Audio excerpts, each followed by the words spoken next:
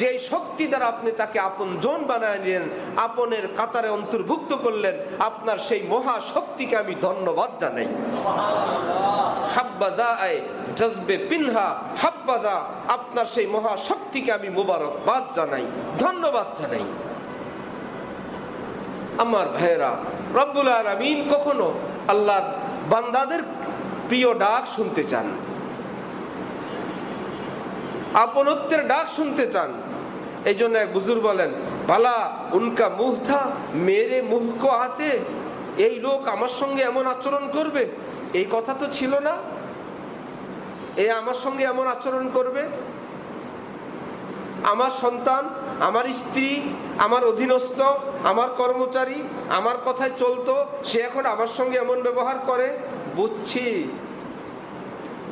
ये दुश्मन उन्हीं के उभारे हुए हैं, ये अल्लाह